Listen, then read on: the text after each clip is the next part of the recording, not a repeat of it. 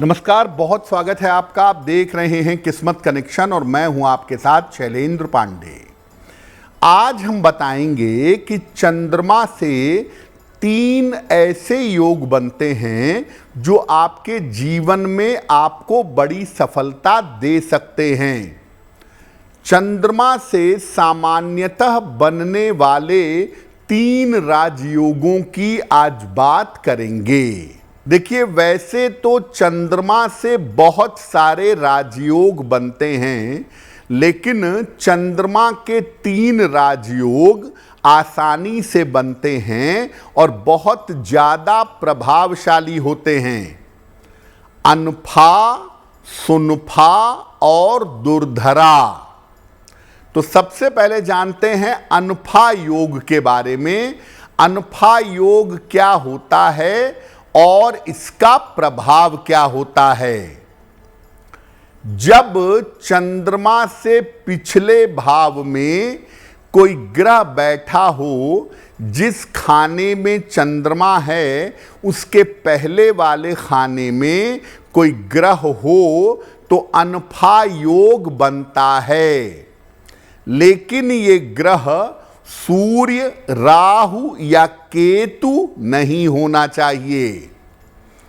अगर कुंडली में अनफा योग है तो इस योग के होने से व्यक्ति को जीवन में बहुत सारी सुख सुविधा मिलती है, जीवन आनंद से कंफर्ट में बीतता है। ऐसे लोग बहुत सारी यात्राएं करते हैं और अत्यंत व्यवहार कुशल होते हैं, उनका व्यवहार अच्छा होता है। अगर कुंडली में अनफा योग है तो व्यक्ति राजनीति में भी सफलता पा जाता है। चंद्रमा से 12वें भाव में बनने वाला ये योग जीवन में आनंद देता है, आराम देता है। व्यक्ति जीवन में सुख और चैन से रह पाता है। अगर कुंडली में अनफा योग है तो एक चांदी का कड़ा जरूर धारण करिए।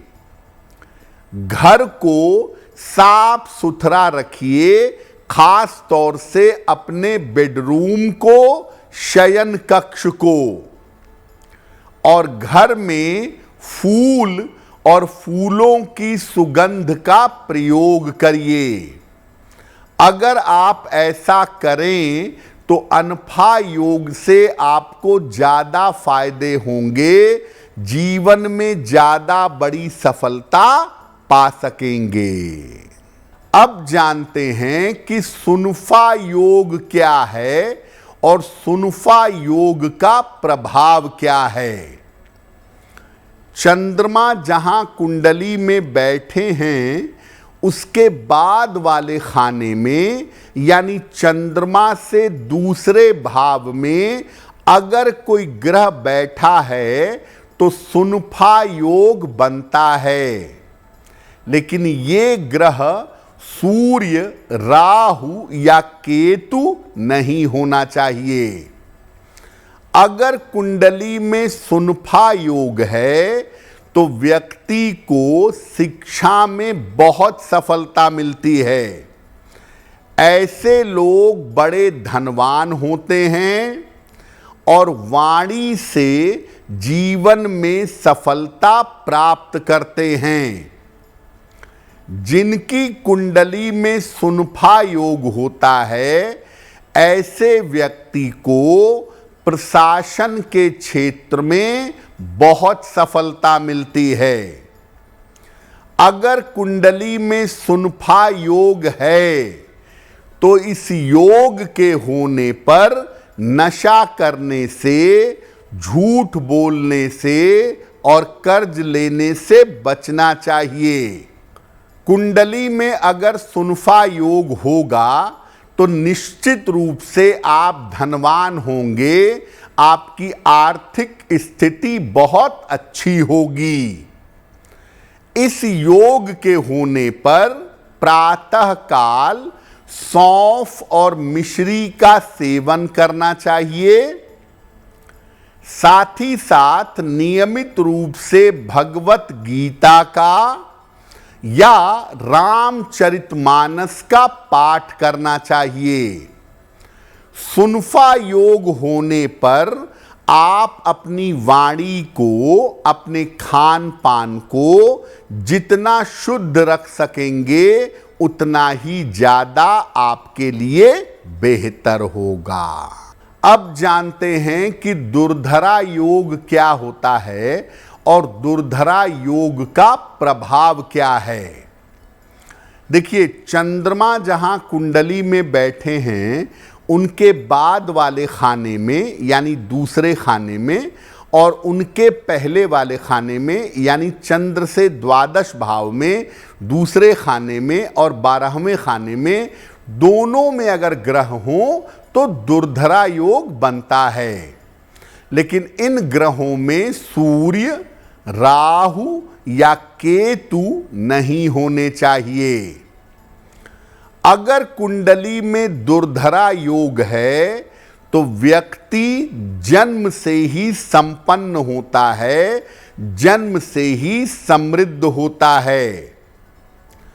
उसे सामान्यतः जीवन में किसी भी प्रकार की समस्याओं का सामना नहीं करना पड़ता।